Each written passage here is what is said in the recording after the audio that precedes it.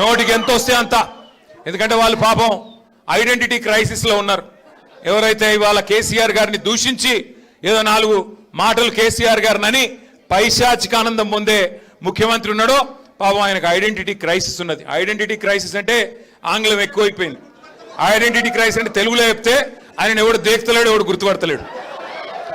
నిన్నటికి నిన్న ఎక్కడనో నిన్న ఇక్కడెక్కడో శంషాబాద్ దగ్గర ఏదో రిబ్బన్ కటింగ్ ప్రోగ్రామ్ పోయిండు. మనం తెచ్చిన నేను చెప్తా తొందరపడక, నా చెవులో మీరు ఎర్రకపోతే చాలు. మనం తెచ్చిన కంపెనీ మన టీ హబ్లో పుట్టిన కంపెనీ అది. ఆ టీ హబ్లో పుట్టిన కంపెనీ పెద్దగా అయింది, పెద్దగా అంతరిక్షంలోకి రాకెట్లు పంపుతున్నది. ఇక రిబ్బన్ కట్ చేయవా రేవంత్ రెడ్డిని నేను పిలిచినారు. మనం గట్టినవన్నీ కడితే ఆయన పోయి రిబ్బన్లు కట్ చేస్తున్నాడు, అంతే కదా, ఏముంది చేసింది ఇప్పటిదాకా. పిలిచినారు, పోయినాడు. సరే పోయినాడు, ఏదో పోజులు కొడుతూ అక్కడ నిలబడి ఇట్లా అట్లా పోజులు కొడుతున్నాడు. ఆఖరికి అక్కడ పిలిచే యాంకర్ అమ్మ ఉంటుంది కదా, ఆ అమ్మాయి ముఖ్యమంత్రి గారు అని చెప్పి శ్రీధర్ బాబు పేరు చెప్పింది తప్ప ఈయన మాత్రం గుర్తుపట్టట్లేదు.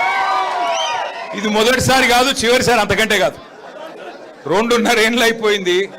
యాంకర్లు గుర్తుపెట్టుకోవట్లేదు, యాక్టర్లు గుర్తుపెట్టుకోవట్లేదు, ఎవడు గుర్తుపెట్టుకోవట్లేదు ఆయన పేరు.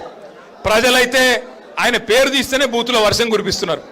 నేను చెప్పట్లా ఇది, మీరు కావాలంటే ఆ యూట్యూబ్లో సోషల్ మీడియాలో చూడొచ్చు.